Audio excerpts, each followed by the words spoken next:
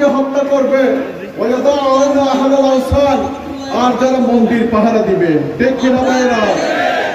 আল্লাহর প্রিয় হাবিব সেই চিত্র 1500 বছর আগে, 1500 বছর আগে উম্মতের জন্য পরিষ্কার করে দিয়েছেন যে এমন মুসলমান আমাদের মাঝে আসবে যারা মুসলমানকে হত্যা করতে দ্বিধাবোধ করবে না। আল্লাহর প্রিয় হাবিব বলতেছেন ইয়াকতুলুনা আহলাল ইসলাম, মুসলমানের সন্তানকে হত্যা করবে, হত্যা করার জন্য তাদের রক্ত টকবক করবে। কিন্তু তারা ওয়াদাউনা আহলাল আওসান, তারা মন্দিরে গিয়ে মূর্তি পাহারা দিবে আর আউলিয়া কেরামের কবরের মধ্যে আগুন দিতে তারা দ্বিধাবোধ করবেন না। সুতরাং আল্লাহর প্রিয় হাবিব সরওয়ারে কায়নাত সাল্লাল্লাহু আলাইহি ওয়াসাল্লাম তাদের ব্যাপারে নির্দেশ দিয়েছেন, তাদের ব্যাপারে ফয়সালা দিয়েছেন যে ইয়ামরুকুনা মিনাল ইসলাম, ওই সম্প্রদায় ইসলাম থেকে এইভাবে বের হয়ে যাবে কামা ইয়ামরুকুস সাহমু মিনার রামিয়া, ধনুক থেকে তীর যেভাবে বের হয়ে যায় ঠিক ওই সম্প্রদায় মুসলমানরা ইসলাম থেকে বের হয়ে যায়। আল্লাহর প্রিয় হাবিব সরওয়ারে কায়নাত বলতেছেন আমি যদি সেই দিন তাদেরকে সাক্ষাৎ পাই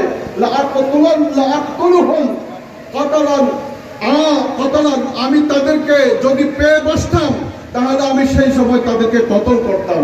এটাই ছিল আমার প্রিয় রাসূলের আহ্বান।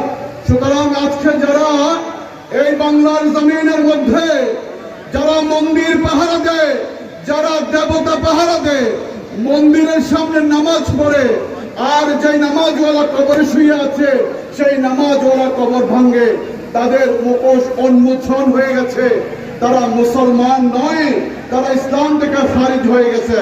সুতরাং কোন মুসলমান তাদের সাথে থাকতে পারে না।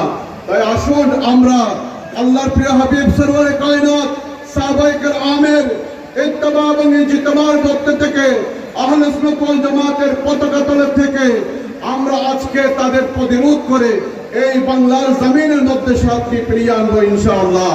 আল্লাহ কারণ সুন্নিরা অনেকদিন দেখে বসা ছিল, দেখেছিলেন তাদের কি অবস্থা, তারা কি করতে পারে। সুন্নিরা সহজে অস্ত্র নেই না, লাঠি নেই না, মাঠে নামে না। যদি সুন্নিরা মাঠে নামে তামানুর ক্ষমতা বাংলার কোন জঙ্গিদের না। আজকে আমার সুন্নি জনতা মাঠে নেমেছেন। ফটিকছড়ির জমিনের দিকে তাকান, আমি সকাল 10টায় বাসকালী ছিলাম, ওখানেও সুন্নিদের বিশাল জামায়াত। যেখানে যাই সুন্নিদের গণজোয়ার শুরু হয়েছে। আমার প্রিয় সুন্নি জনতা, আপনাদের উদ্দেশ্যে একটা মেসেজ দিচ্ছি, সেটা হচ্ছে আজকে দিনের পর থেকে অন্তর্বর্তীকালীন সরকারের কোন দায়িত্বপ্রাপ্ত উপদেষ্টাদের কাছে আমরা দাবি আদায়ের প্রস্তাব জানাবো না। কারণ আমরা বিগত 16 বছর ধরে দাবি দাবি বলেছিলাম, আমাদের দাবি তারা পূরণ করে না।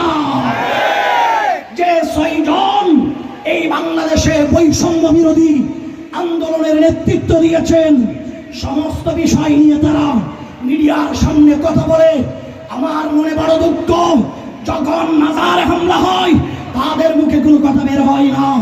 যখন সুন্নি ভাইকে জুলুসে জবাই করে শহীদ করে তখন তাদের মুখে কথা বের হয় না। যখন প্রতিষ্ঠান থেকে শিক্ষককে লাঞ্ছিত করে বের করে তাদের মুখে কথা বের হয় না। যখন কোনো মন্দিরে আঘাত করে তাদের মুখে কথা বের হয় না। এ দ্বারা কি বাংলার সুন্নি মুসলমান এটা বুঝে নিবে তোমরা আরেকটা এজেন্ডা বাস্তবায়ন করতে চাও বাংলাদেশে। সুতরাং এদেশের জনতা আর কারো এজেন্ডা বাস্তবায়ন করতে দিবে না। এই দেশে মদিনার ইসলাম পার্লামেন্টে পাস হবে ইনশাআল্লাহ।